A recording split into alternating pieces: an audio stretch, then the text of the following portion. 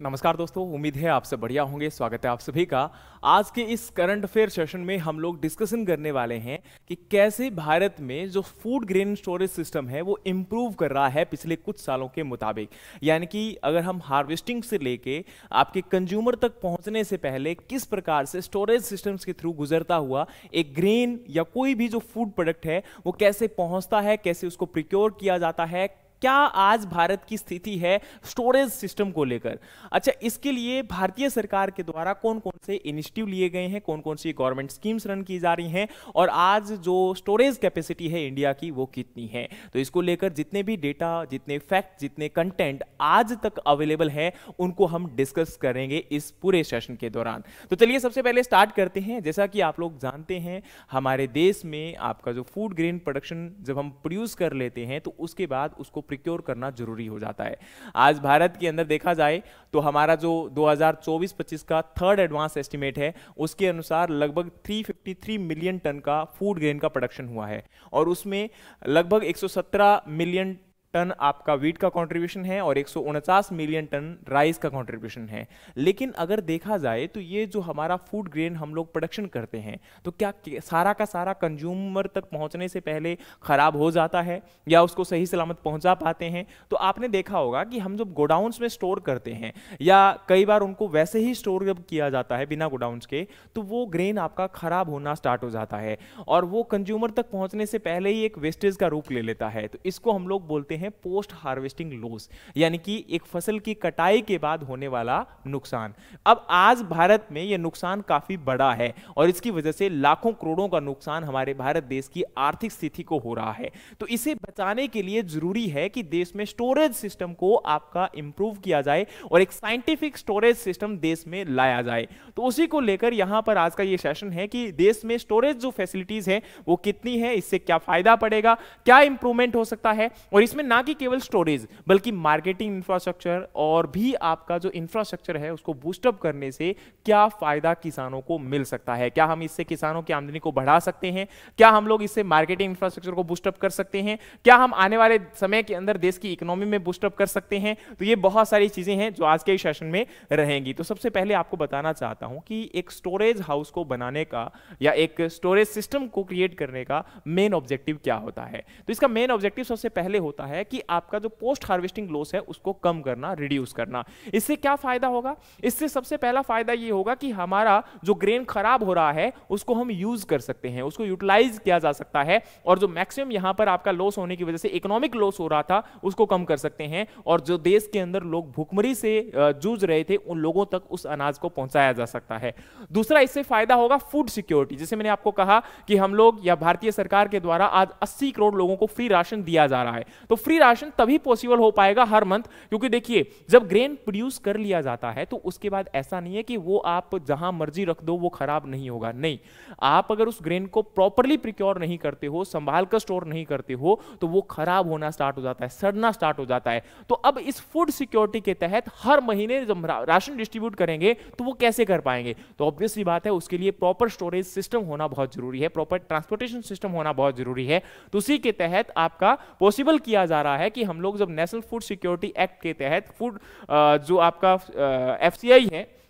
उसके द्वारा यानी कि फूड कॉर्पोरेशन ऑफ इंडिया है उसके द्वारा जो हम लोग ग्रेन पहुंचाना चाहते हैं तो वो सही सलामत पहुंचा पाएं और क्वालिटी के साथ पहुंचा पाएं। नेक्स्ट है प्रिवेंटिंग द डिस्ट्रेस सेल। अब देखो आप लोग जानते हो किसान जब फसल को उत्पादित करता है तुरंत हार्वेस्टिंग के बाद जब मार्केट में बेचने जाएगा तो ज्यादातर आपने देखा होगा मार्केट में प्राइस काफी कम होता है। लेकिन अब अगर उसके पास एक वैलिड और एक अच्छा स्टोर हाउस अवेलेबल होगा तो वो उसमें स्टोर कर सकता है और उसके बाद साइंटिफिकली यानी कि उसको जब स्टोर किया जाएगा तो उसकी क्वालिटी या उसकी क्वांटिटी में कोई डिफरेंस नहीं आने वाला और बाद में जब मार्केट में प्राइस बढ़ेगा तो उसके ऊपर बेचकर वो एक काफी अच्छा खासा प्रॉफिट अर्न कर सकता है और अपने होने वाले नुकसान, क्योंकि डिस्ट्रेस सेल का मतलब होता है कि जितना मार्केट में प्राइस है या जो उसकी फसल का दाम मिलना चाहिए था, जो उसने उत्पादन करने में जो एटलीस्ट लागत लगाई है उतनी भी उसको मार्केट में नहीं मिल पाती। जैसे आज आप लोग देखते भी हो मार्केट में तुरंत जब फसल को बेचा जाता है तो किसान को उतना दाम कई बार नहीं मिल पाता जो कि मार्केट में मिलना चाहिए। नेक्स्ट है प्राइस स्टेबलाइजेशन। तो अब आप लोग ये भी जानते हो जैसे गवर्नमेंट्स के द्वारा बहुत सारे अपने स्टोरेज सिस्टम्स के अंदर ग्रेन्स को स्टोर करके रखा जाता है, चाहे पल्सेस की बात करें या आपके ऑयल सीड्स की बात करें या ग्रेन्स की बात करें। तो अब क्या होगा जब मार्केट के अंदर एकदम से मान के चलिए ये प्राइस बहुत ज्यादा बढ़ जाए तो ये जो ग्रेन आपका स्टोर किया गया है उसको मार्केट में उतारा जा सकता है, ताकि मार्केट के अंदर एकदम से बहुत बड़ा राइज या फॉल ना देखने को मिले। तो उसके अनुसार ये एक प्राइस रेगुलेशन का काम करेगा। और नेक्स्ट है मेंटेन द क्वालिटी। अब देखो ऑब्वियस सी बात है यार, एक फूड ग्रेन को अगर वेल मैनर के साथ या साइंटिफिक तरीके के साथ स्टोर किया जाएगा तो उसकी क्वालिटी हूबहू वैसी की वैसी रहेगी और कंज्यूमर तक पहुंचने से पहले वो खराब नहीं होगा, वो डेटेरियोरेट नहीं होगा, उसकी मिनरल और न्यूट्रिशनल क्वालिटी को भी बचाया जा सकता है।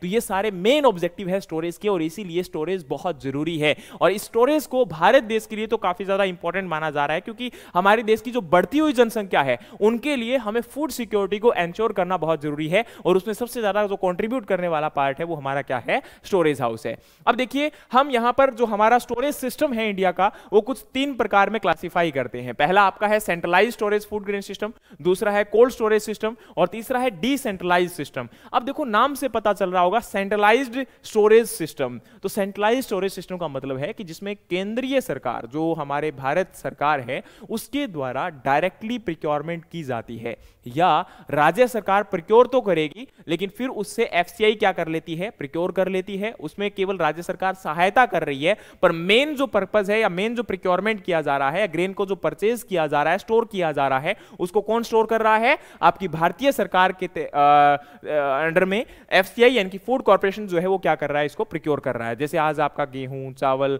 वो किसानों से सीधी खरीद की जाती है, तो उसको हम कहते हैं प्रिक्योरमेंट, जो कि सेंट्रल गवर्नमेंट के द्वारा किया जा रहा है और उसको एफसीआई के गोडाउन्स में या फिर एफसीआई के द्वारा जो लीज या रेंट पर लिए गए गोडाउन्स है उनमें स्टोर किया जाता है और बाद में पब्लिक डिस्ट्रीब्यूशन सिस्टम के तहत लोगों के घर तक पहुंचाया जाता है। तो ये आपके गवर्नमेंट के लिए इसलिए हेल्पफुल है क्योंकि पब्लिक डिस्ट्रीब्यूशन सिस्टम में गवर्नमेंट को राशन चाहिए और अगर खुद के गोडाउन्स नहीं होंगे तो काफी कॉस्टली रहेगा और इंटरमीडिएट जो अगर हम इंक्लूड करते हैं तो देश की आर्थिक जो वित्तीय स्थिति है उसके ऊपर और ज्यादा बर्डन बढ़ सकता है। तो यहां पर ये इंपॉर्टेंट आपका पार्ट यहां पर रोल प्ले कर सकता है। अब देखिए भारत में अगर हम सेंट्रलाइज्ड स्टोरेज सिस्टम की बात करें तो जुलाई 2025 तक आपके एफसीआई के पास और स्टेट एजेंसी के पास लगभग 917 lakh metric tonne capacity available है, स्टोरेज कैपेसिटी की, जो सेंट्रल पूल सिस्टम है उसके अकॉर्डिंग। अब इसमें अगर हम बात करें तो देखो ये सेंट्रल पूल सिस्टम के अकॉर्डिंग अलग अलग जो वैल्यूज हैं अकॉर्डिंग टू स्टेट वाइज वो आपकी दी गई है, यानी कि फूड जो पब्लिक डिस्ट्रीब्यूशन सिस्टम है डिपार्टमेंट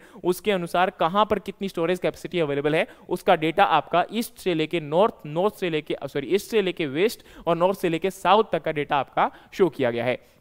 दूसरा जो कोल्ड स्टोरेज हाउस इंफ्रास्ट्रक्चर, अब देखो अभी तक हमने पहले में सिस्टम में बात की कि भारत के अंदर जो सेंट्रलाइज्ड पूल सिस्टम है उसके अकॉर्डिंग। दूसरा है कोल्ड स्टोरेज। देखो नॉर्मल जो स्टोर हाउस होते हैं उनमें हम ग्रेन को स्टोर कर सकते हैं, लेकिन जो पेरिसेबल कमोडिटीज होती हैं यानी कि जो जल्दी खराब हो जाती हैं उनको आसानी से स्टोर नहीं किया जा सकता और उनको स्टोर करने के लिए हमें एक कोल्ड स्टोरेज हाउस सिस्टम की रिक्वायरमेंट होती है। और कोल्ड स्टोरेज हाउस सिस्टम जो है वो आपका कैसे काम करता है, तो मेनली इसके तहत फाइनेंशियल असिस्टेंस प्रोवाइड करवाई जाती है कोल्ड स्टोरेज और कोल्ड चेन प्रोजेक्ट्स को डेवलप करने के लिए। किसके अंतर्गत, तो आपका जो यहां पर प्रधानमंत्री किसान संपदा योजना है उसके तहत, इसके तहत, और दूसरा आपका एग्रीकल्चर इंफ्रास्ट्रक्चर फंड के तहत, जिसमें आपका जून 2025 तक इंडिया के अंदर 8,815 कोल्ड स्टोरेज हाउस डेवलप किए जा चुके हैं जिनकी कैपेसिटी लगभग है 402 लाख मैट्रिक टन। और उसमें सबसे ज्यादा कहां पर है, सबसे कम कहां पर है, तो यह आंकड़ा आपके सामने लिखा गया है। जैसे यूपी के अंदर 151 लाख मैट्रिक टन के साथ 2,489 यूनिट है और वहीं पर पंजाब के अंदर 780 यूनिट हैं 26 लाख मैट्रिक टन के साथ। उसके बाद आंकड़ा अगर आप लोग देखोगे तो सबसे ज्यादा आपको कहां पर मिलने वाला है, आपके यूपी यानी कि उत्तर प्रदेश के अंदर, ठीक है, यानी कि नंबर ऑफ यूनिट की बात कर रहा हूं, बाकी जो कैपेसिटी है उसके अकॉर्डिंग जो है वो आपका 151 यहां पर है। तो ये भी आई थिंक सो यूपी के अंदर ही सबसे ज्यादा है, हाँ यूपी के अंदर ही सबसे ज्यादा है। तो ये आंकड़े आपको पता होना चाहिए क्योंकि एग्जाम के अंदर कई बार इनको पूछ लिया जाता है, चाहे आप लोग जैसे हरियाणा आईडीओ की तैयारी कर रहे हो, एएफओ की तैयारी कर रहे हो, नाबार्ड की तैयारी कर रहे हो, या फिर आप जो है कोई भी एक स्टेट और सेंट्रल एग्रीकल्चर एग्जाम की तैयारी कर रहे हो, यूपीएससी की तैयारी कर रहे हो, तो यहां पर आपके क्वेश्चन इस प्रकार से आ सकते हैं क्योंकि this is right now a very important और हॉट टॉपिक है, ठीक है। और अभी रिसेंटली ये मैं इसलिए डिस्कस कर पा रहा हूं क्योंकि आपने पता होगा कि गवर्नमेंट के द्वारा ये डेटा पब्लिश किया जाता है टाइम टू टाइम, तो अभी रिसेंटली ही पब्लिश किया गया था 10 से 15 दिन पहले, और मैं आपके साथ इसलिए डिस्कस कर रहा हूं ताकि आपके एग्जाम जो हैं वो नजदीक हैं तो आप इनसे हेल्प ले पाएं। दूसरी तरफ हम डिस्कस कर रहे हैं यहां पर decentralised storage and role of PACS. अब देखो जो डिसेंट्रलाइज्ड सिस्टम का मतलब क्या होता है, इसके अंदर आपकी केंद्रीय सरकार अपने हाथ में सारी पावर ना रखकर राज्य सरकारों के हाथ में भी अपनी पावर देती है कि वो भी अपनी तरफ से वॉलंटियरली फूड ग्रेन को या जो भी प्रोडक्ट को स्टोर करना चाहते हैं एज ए रॉ मटेरियल, तो वो स्टोर कर सकते हैं। तो राज्य सरकारों के द्वारा जो आपकी यहां पर पीएसीएस यानी कि प्राइमरी एग्रीकल्चर क्रेडिट सोसाइटीज होती हैं, उनके द्वारा आपका national food security act system के तहत और वेलफेयर स्कीम, क्योंकि हर राज्य की अपनी एक वेलफेयर स्कीम होती है अपने देश अपने राज्य के जो लोग हैं उनको हेल्प करने के लिए या फिर उनको फूड सिक्योरिटी अवेलेबल करवाने के लिए, तो उसके तहत राज्य सरकारें अपने लेवल पर प्राइमरी एग्रीकल्चर क्रेडिट सोसाइटी के अंडर में उनको स्टोर कर सकती है। तो अब लगातार केंद्रीय सरकार भी in primary agriculture credit societies को क्या कर रही है, प्रमोट कर रही है, ताकि जो सिस्टम है उसको डिसेंट्रलाइज किया जाए। क्योंकि इससे फायदा क्या होगा, इससे फायदा एक तो ये होगा कि गांवों के स्तर पर स्टोरेज कैपेसिटी डेवलप की जा सकती है, किसानों को ज्यादा दूर तक मार्केट में जाना नहीं पड़ेगा और वो अपने फूड ग्रेन को वहीं आसपास में स्टोर कर सकते हैं। उसके बाद उसी ग्रेन को आपका पब्लिक डिस्ट्रीब्यूशन सिस्टम के लिए भी यूज किया जा सकता है, फेयर प्राइस राशन शॉप्स तक पहुंचाया जा सकता है, जिससे उनकी ट्रांसपोर्टेशन कॉस्ट और आपकी जो इन बिटवीन जो एक कन्वीनियंस कॉस्ट होती है वो बच जाती है, जिससे यहां पर किसान को भी फायदा होगा, सरकार का जो वित्तीय घाटा है वो भी कम होगा और एक प्रकार से लोगों को, लोकल जो लोग हैं उनको रोजगार मिलेगा। ये आपका काफी हद तक फायदा होता है और बर्डन भी यहां पर काफी हद तक क्या हो जाता है, कम हो जाता है। ठीक है, तो इसके अंदर ये कह सकते हो कि विलेज स्टोरेज लेवल पर 500 से 2000 मैट्रिक टन की जो कैपेसिटीज हैं उनको स्ट्रेंथन के साथ बिल्डअप किया जा रहा है। इसके अलावा अगर हम बात करें तो डिसेंट्रलाइज सिस्टम के अंदर जैसे मैंने आपको कहा कि आपका प्राइमरी एग्रीकल्चर क्रेडिट सोसाइटीज के तहत विलेज लेवल स्टोरेज में 500 से लेकर 200 मैट्रिक टन का फूड ग्रेन स्टोरेज जो आपके स्टोरेज हाउस है उनको डेवलप किया जा रहा है और जिसके लिए मैंने आपको कहा कि भारतीय सरकार भी इसमें सहायता उपलब्ध करवा रही है और इसके साथ साथ कोशिश की जा रही है कि लोकली जो गवर्नेंस है उसको इंप्रूव किया जाए। तो गवर्नमेंट के द्वारा अभी तक computerised operational primary agriculture credit society के लिए फाइनेंशियल आउटले अप्रूव किया गया था 2516 करोड़ का। अब इसका मतलब क्या होता है, इसका मतलब होता है, देखो आप लोग जानते हो अभी तक जो प्राइमरी एग्रीकल्चर क्रेडिट सोसाइटीज थी वो काम कर रही थी आपके प्रीवियस सिस्टम के ऊपर, जिसमें डॉक्यूमेंटेशन काफी महंगा होता था, डॉक्यूमेंटेशन जो है वो काफी लेंदी होता था और अब इसमें इसको कंप्यूटराइज करने की कोशिश की जा रही है ताकि ज्यादा डॉक्यूमेंटेशन को ना फॉलो करना पड़े और आसानी से प्रक्रिया को फॉलो करके और इस प्रोसेस को आगे बढ़ाया जा सके। और इसके तहत यहां पर इसमें किया क्या जा रहा है कि 2516 करोड़ रुपए भारतीय सरकार के द्वारा दिया जा रहा है ताकि इसमें ट्रांसपेरेंसी क्रिएट हो सके, रिकॉर्ड कीपिंग किया जा सके और एफिशिएंसी को बढ़ाया जा सके। तो जून 2025 तक लगभग 73,492 प्राइमरी एग्रीकल्चर क्रेडिट सोसाइटीज जो है वो कंप्यूटराइज की जा चुकी हैं और टोटल 5,937 जो है वो नई प्राइमरी एग्रीकल्चर क्रेडिट सोसाइटीज को रजिस्टर किया गया है पूरे देश के अंदर, जिससे आपका कैपेसिटी बिल्डिंग जो है और ज्यादा बेहतर की जा सके। तो यानी कि आप लोग देख सकते हो केंद्र सरकार के द्वारा इसको डिसेंट्रलाइज भी यहां पर फोकस किया जा रहा है कि स्टोरेज सिस्टम को भी डिसेंट्रलाइज किया जाए। इसके बाद में आपकी कुछ स्कीम्स हैं जो कि यहां पर स्टोरेज सिस्टम को इंप्रूव करती है। तो उनमें से पहली स्कीम आपकी है एग्रीकल्चर इंफ्रास्ट्रक्चर फंड। अच्छा, एग्रीकल्चर इंफ्रास्ट्रक्चर फंड को मैंने पूरा डिटेल में एक वीडियो में एक्सप्लेन किया हुआ है अभी रिसेंटली कुछ दिन पहले ही, आप उस वीडियो को जाकर देखिएगा, बहुत अच्छे से उस स्कीम के अंदर जितने भी कंटेंट है उसको एक्सप्लेन किया। लेकिन अभी यहां पर बताना चाहता हूं कि इसके तहत कोशिश की जाती है कि आपका जो पोस्ट हार्वेस्ट मैनेजमेंट है या ये कह सकते हो कि मेनली जो स्टोरेज हाउस है उनको बिल्डअप किया जाए। अब जिसके तहत warehouse, cold storage house, sorting, grading unit, ripening chamber और आपका फार्मर्स की एबिलिटी को यहां पर एनहेंस किया जा रहा है ताकि मार्केटिंग सिस्टम है उसको इंप्रूव किया जा सके और वैल्यू जो रियलाइजेशन है उसको इंप्रूव किया जा सके और इसके साथ साथ किसानों की जो आमदनी है उसको बेहतर किया जा सके। तो सितंबर 2025 तक लगभग 73,155 करोड़ रुपए के साथ सैंक्शन किए जा चुके हैं 1.27 लाख प्रोजेक्ट, जिसके तहत एग्रीकल्चर इंफ्रास्ट्रक्चर फंड काम कर रहा है किसके लिए, वेयर हाउस और कोल्ड स्टोरेज को डेवलप करने के लिए। और प्रोजेक्ट कॉस्ट जो है उसकी लगभग आपकी 1.17 लाख करोड़ सैंक्शन प्रोजेक्ट्स के लिए की गई है। तो आप ये देख सकते हो कि मतलब इसमें स्कीम में भी वर्क हो रहा है। दूसरा यहां पर अगर हम बात करें तो एग्रीकल्चर इंफ्रास्ट्रक्चर फंड के तहत आपकी एग्रीकल्चर मार्केटिंग इंफ्रास्ट्रक्चर फंड के तहत क्या हो रहा है, तो इसमें आपका integrated scheme for agriculture marketing के तहत एक इंपॉर्टेंट कंपोनेंट है जिसमें क्या किया जा रहा है कि जो हमारा देश का मार्केटिंग इंफ्रास्ट्रक्चर है, क्योंकि आज आपने देखा होगा किसानों की जो फसलें होती है जब वो मंडी में लेकर जाते हैं तो खराब हो जाती है मौसम के कारण, कभी धूप के कारण, कभी बारिश के कारण। तो अब आपको यह समझना पड़ेगा कि उनके लिए वहां पर भी पहले स्टोरेज सिस्टम आपका डेवलप किया जाए या एटलीस्ट मार्केटिंग इंफ्रास्ट्रक्चर को बूस्टअप किया जाए ताकि वहां पर एटलीस्ट ये नुकसान तो ना हो, स्टोरेज तो बाद की बात है। तो अब उसको बूस्टअप करने के लिए भी कोशिश की जा रही है क्योंकि ये भी पोस्ट हार्वेस्टिंग का ही पार्ट है। तो वहां पर आपके मार्केटिंग इंफ्रास्ट्रक्चर को बूस्टअप करना, गोडाउन डेवलप करना या इसके साथ साथ आपके वेयर हाउस और कोल्ड स्टोरेज हाउस को डेवलप करना। लेकिन इसके अंदर आपका कोल्ड स्टोरेज नहीं आता है, इसमें केवल गोडाउन और वेयर हाउस आते हैं। और जून 2025 तक लगभग 49,799 96 स्टोरेज इंफ्रास्ट्रक्चर प्रोजेक्ट जो हैं वो आपके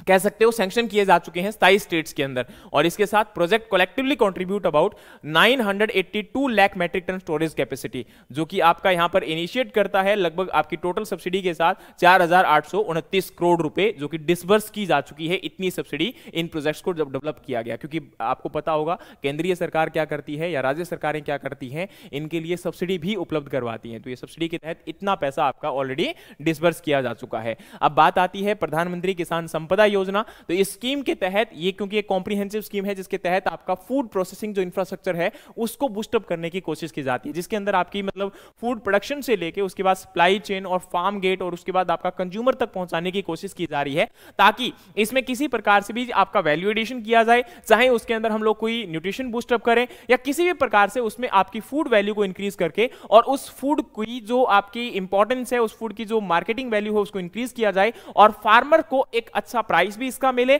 और फूड भी आपका खराब ना हो और कंज्यूमर तक भी एक इफेक्टिव जो प्रोडक्ट है वो आपका पहुंच सके। तो इसमें आपका यहां पर क्या किया जा रहा है कि लगभग 1601 प्रोजेक्ट जो है वो अप्रूव किए जा चुके हैं इस स्कीम के तहत जून 2025 तक, और 1133 प्रोजेक्ट जो हैं वो ऑपरेशनल है, यानी कि या कंप्लीटेड होने वाले हैं कह सकते हो। और इसमें अगर हम बात करें तो लगभग 255 लाख मैट्रिक टन की कैपेसिटी पर ईयर बिल्डअप की जा रही है। अब हम बात करें यहां पर तो नेक्स्ट आपका है capital investment subsidy scheme for cold storage and horticulture product. अब आप लोग जानते हो हॉर्टिकल्चर प्रोडक्ट्स या जो वेजिटेबल्स हैं, फ्रूट्स हैं, ये पेरिसेबल कमोडिटीज होती हैं, तो इनको खराब होने से बचाने के लिए जरूरी है कि इनके लिए भी बेहतर कोल्ड स्टोरेज हाउस आपके डेवलप किए जाएं। और कोल्ड स्टोरेज हाउस को डेवलप करने के लिए यहां पर क्रेडिट लिंक्ड बैकएंडेड सब्सिडी जो है प्रोवाइड करवाई जाती है, जिसके तहत 35% आपके प्रोजेक्ट के लिए जनरल एरियाज में और 50% आपके नॉर्थ ईस्टर्न और हिली रीजन के लिए शेड्यूल्ड एरिया के अंदर आपकी कंस्ट्रक्शन अगर कोई करता है कोल्ड स्टोरेज हाउस, यानी कि कंट्रोल्ड एटमॉस्फेरिक एनवायरमेंटल कंडीशन के साथ, लगभग आपका 5000 मैट्रिक टन से 20,000 मैट्रिक टन के बीच में, तो उस केस में इनके द्वारा 35% से लेके 50% के बीच में सब्सिडी प्रोवाइड करवाई जाती है। 35% आपकी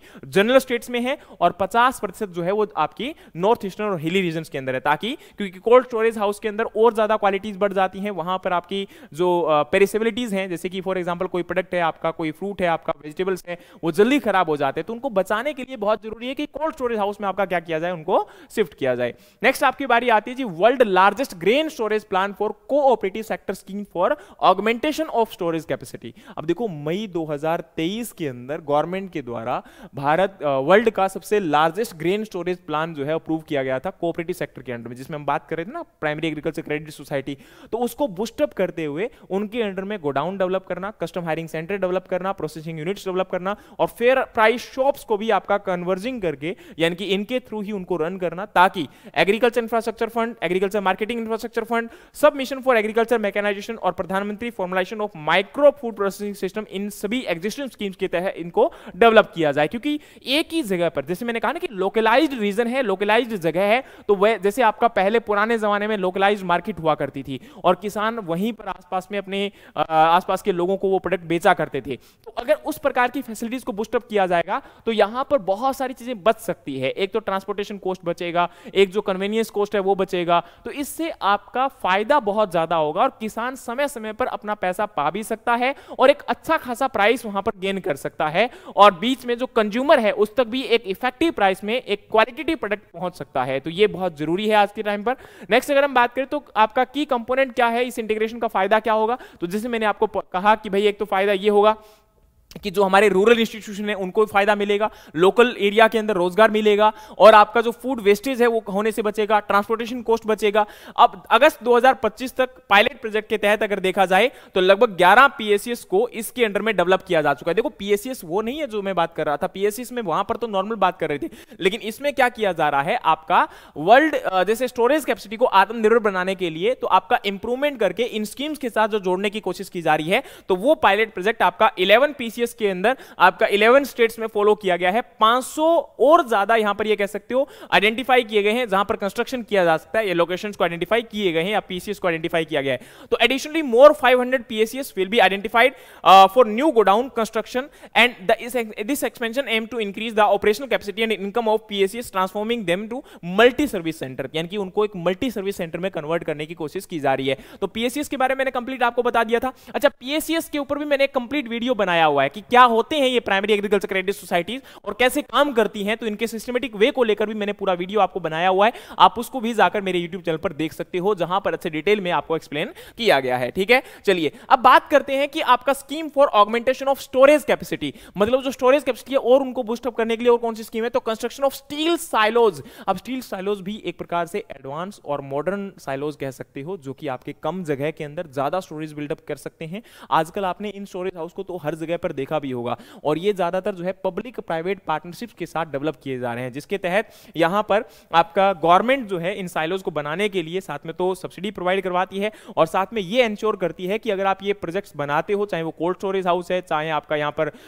ये पब्लिक प्राइवेट पार्टनरशिप के साथ साइलोज हैं, तो इनमें आपकी गवर्नमेंट के द्वारा यहां पर जो जैसे फॉर एग्जांपल कोई प्रोडक्ट आपका परचेज किया जाता है खासकर पब्लिक डिस्ट्रीब्यूशन सिस्टम के लिए, तो वो यहां पर स्टोर किया जाएगा, और इनको कम से कम इनकी 50% कैपेसिटी या 40% कैपेसिटी या 30% कैपेसिटी एटलीस्ट गवर्नमेंट के द्वारा फिल की जाएगी। क्योंकि मान के चलिए मैं आज साइलोज बना तो लेता हूं, लेकिन उसके बाद उसको फिल ही नहीं कर पा रहा हूं, तो क्या फायदा हुआ। तो उसको फिल करने के लिए जरूरी है कि इंश्योरिटी मिले। तो सरकार ने कहा कि आपका कम से कम इतनी कैपेसिटी तो हम लोग यहां पर बिल्डअप करेंगे या फिर उसको फिलअप करेंगे। तो आपका जून 2025 तक 48 लोकेशंस के अंदर और 27.75 लाख मैट्रिक टन की कैपेसिटी के साथ कंप्लीट हो चुके हैं और उनको यूज भी किया जाने लग चुका है। इसके अलावा 87 लोकेशंस के ऊपर कैपेसिटी बिल्डअप किया जा रहा है, कंस्ट्रक्शन में है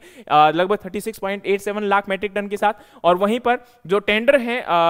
वो दिए जा चुके हैं लगभग 25 लाख मैट्रिक टन की साइलोज के लिए 54 लोकेशंस के लिए, जो कि अंडर प्रोसेस हैं। यानी कि आने वाले समय में ये प्रकार से आप ये कह सकते हो डेवलप करने की कोशिश की जा रही है। नेक्स्ट आपका है एसेट मोनेटाइजेशन। तो जैसे मैंने कहा कि under this initiative new godown will be constructed on vacant land owned by the FCI to create the additional storage capacity and make the productive use of underutilised asset, and 177 location have been identified as of the July 2025 and 17.47 lakh metric tonne can be constructed. Central sector scheme storage and godown ये mainly focus करती है north eastern region के अंदर, वहां पर आपकी capacity building करने के लिए, on being implemented in till 2025। Financial outlay जो है 379 करोड़ रुपए का ऑलरेडी दिया जा चुका है